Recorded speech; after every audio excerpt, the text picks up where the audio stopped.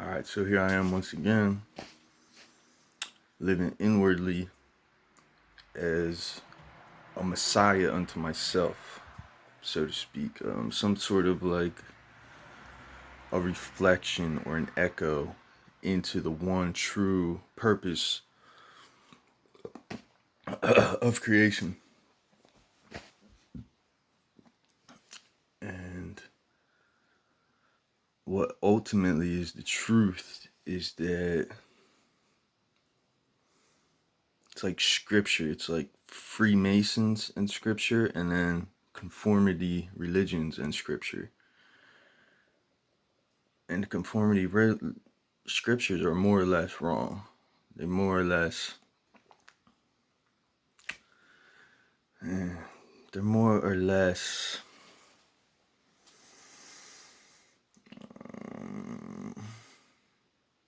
control systems, not free wills.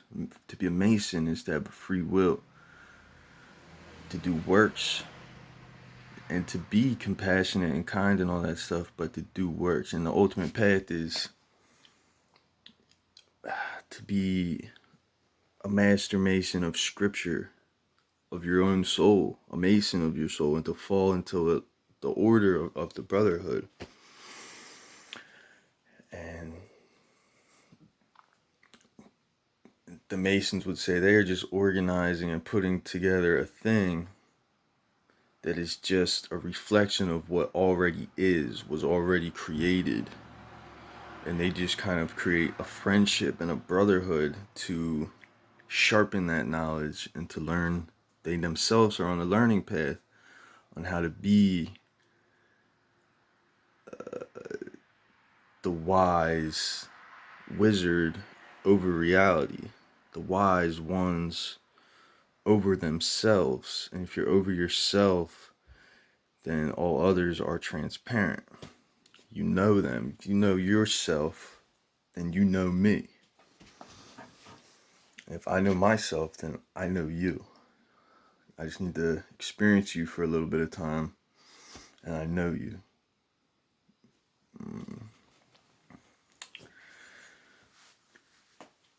So that is ultimately the goal, is for like everyone to be Messiah unto yourself. And what's really important to focus on is the posture of your body.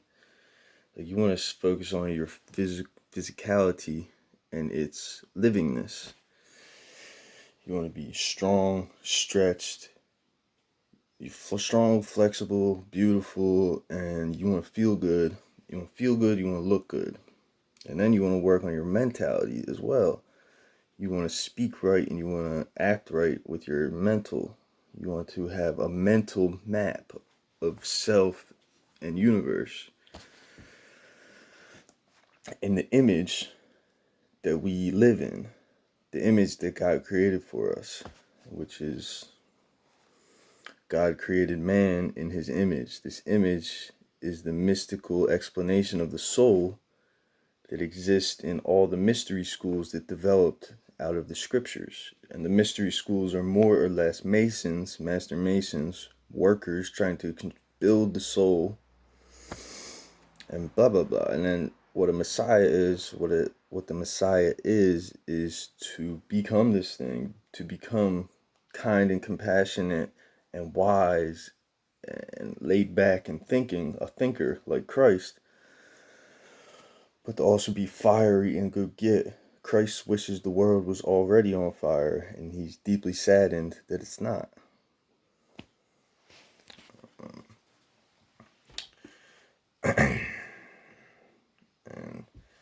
And Zechariah, Zakat. Zechariah, John the Baptist's father, and Zakat, the act of charity. As John the Baptist, we might look to be very inspiring towards charity, and even revelationary towards Christ, because you have this thought of the black man and the white man, and it's a powerful thought. But it's the black consciousness, the pure consciousness, versus the white consciousness, the dead consciousness. The dead consciousness is not ruled by inner initiates to the inner mysteries. They don't have the power to shepherd the people. people who are not so advanced in the mysteries of the soul and are more in a tumultuous plane of existence, are more stomach-based people, sexual desires, they'll forget law, order, duty, and service because of sexual desires. What they're able to go get, they'll get lost in that. And if that's our ruler, and we are all lost in that. And we in the United States of America have the ability to rule ourselves, and even a small amount of us can come together and have a real power over all reality in faith of the fulfillment of prophecy that the Messiah does come and that we rise as one. But it's an inner order, especially with the United States of America. We have the ability to organize an inner order. We can speak the truth again of what's really happening in us all. And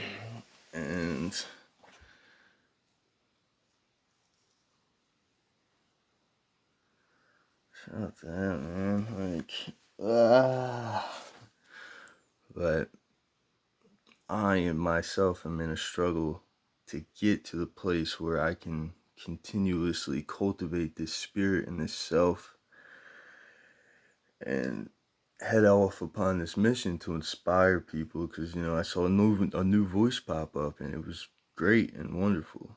It was younger, it was great, it was wonderful. He seemed to get it. He seemed to have gotten it. So like, if you really want to be it, what you need to do is just study scriptures for a certain period of time until like some inner initiation comes to you. And then you continue the way that you learned. You continue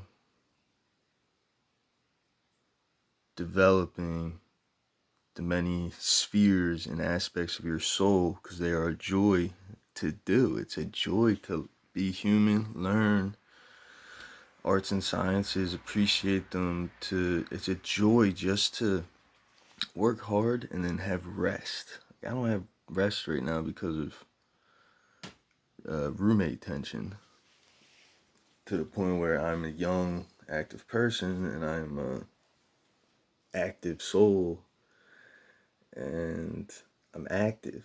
I be active. They don't, and I don't get along with that, and I would probably cause annoyance to them. Like, we are both disturbing each other.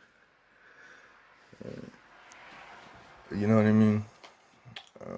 There was never a war in the afterlife, in the grave. Like, wouldn't I not want to go to hell? And wouldn't they not want to go to hell? And who would win a better argument before the Lord, So, like, judgment is a part of this soul. And the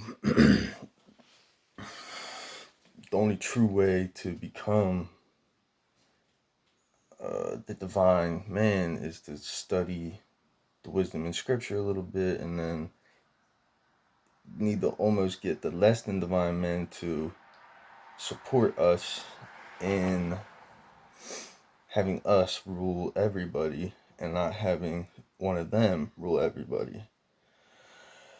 It's like the dogs can't rule the house. The father must be the master of that dog. And the dog must love the children, And the dog gets a good life because they're getting the heaven. You're receiving the food of the heaven. Like, they're gonna get the heaven to the degree that they can create it, and they can create it just enough. You can be real good at. You can find 3 spheres of existence to be great at. Strive to be in the way of greatness. Be great administrator. You can be a great father, and you can be a great learner. But you can be completely big-bellied, fat, lethargic. You can be kind of ugly. maybe you're not the most still of people, and maybe you don't communicate the eternal guidance of reality through your actions. So I'm saying these are aspects of soul that we get to play out. So if you could be good at 3 of them, at least, then you can. The Master Mason, you're rising, are you not? Now take this face and do it. Fucking do it. Do the damn thing. But you people join in. Like, this is us. This is our world. And the Master Mason, all the Masons, they know it's like our world. It's their world too. And they're just part of an intelligence of a service. To join this brotherhood, they're doing a service. And same way with like people who are religious or whatever, they're doing a thing.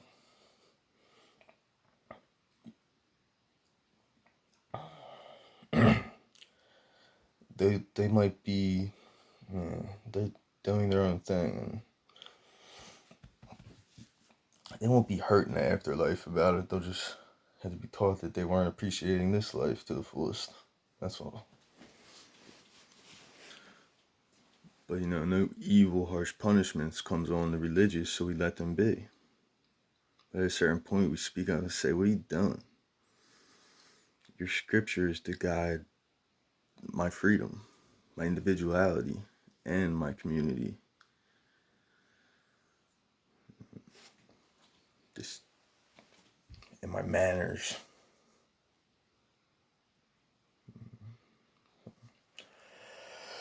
But I don't know, I'm exhausted. I leave you with that.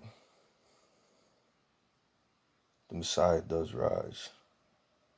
The Messiah does rise, and like, it's a feeling, it's an age, it's just a thing, it's an appreciation, a mutual appreciation amongst us all to have freedom and to do righteous, right?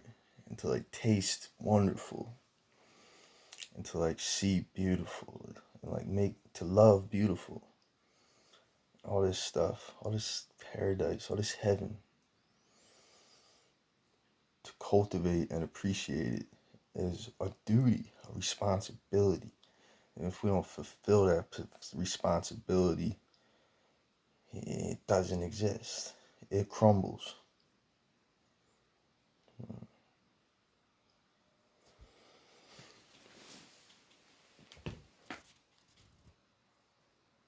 So I was very happy to see a wise and intelligent voice rising on the internet again, who's not like fucking blind to religion, but he's blind to this black-white bullshit. It's not about your skin, and it's not about my skin. It's about the fucking center of your goddamn gosh darn pupil, pure consciousness, right in these fucking things. Pure consciousness, black messiah, motherfucker. And white consciousness outside, it's like lostedness.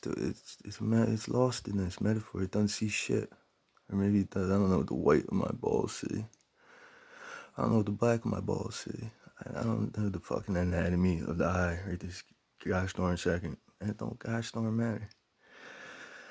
So, but the black and the white is pure consciousness. So when Master Fard Muhammad was teaching the black-white thing, when Nation Islam rose up with the black-white thing, it was hidden in a metaphor so that it could be taught.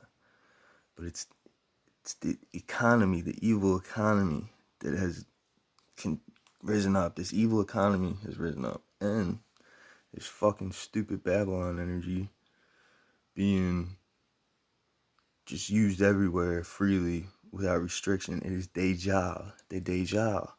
Locked away on an island. Chained up on an island. Deja. Same thing as Babylon. The towers of Babylon. They built towers and then they can communicate like the gods in the heavens through far-stretching radio waves. So here I can broadcast my whole face and speech across these radio waves in Babylon, right? But it's Deja, I will lock it away on an island, meaning I'll restrict my use of it. I'll only use it for a fast period of time, and I will put it away because it causes stress. It causes stress on my words and on my feeling and on my vision of God and his creation. So my words could cause blurriness between my vision of God and his creation, and can cause chaos and confusion in my feeling. Or it's all three, it's three worlds, three things that are all intermixing. It's not because it happened here and then these two reflected, or because it happened here and these two reflected, or because it happened in vision and then it reflected down. It's all these three things working in alignment with each other. These three mothers. They saw one school would say, teach you something. Shin, the fire of the brain, the fire of mental activity. Heaven,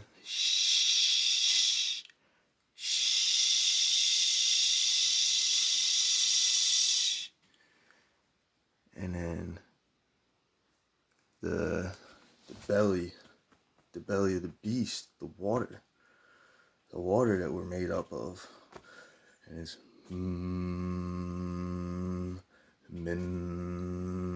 shin mim mim mim. You saying like mim mim. You know what I mean? Like and then this is watery. This is emotional feelings, and like this is just like pure intellect. It's like fucking crazy intellect. And then it waters. Feeling your calmness. And then there's the breath.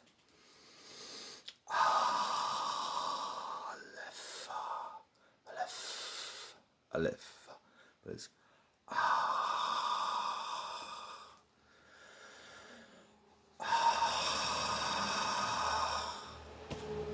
so the king of the intellect, the king of the emotion, and then the king of the air, the king of speech and communication, the king of the air and breath, the king of breath is the king of peace, who judges the war between the heavenly intellects and the watery feelings. The so-called war to the struggle to bring your three worlds into alignment. That's even like a whole different world of one world. It's just the body, like intellect, breath and speech, emotion. Know where you're at. Know where you're acting from. Know how to balance that.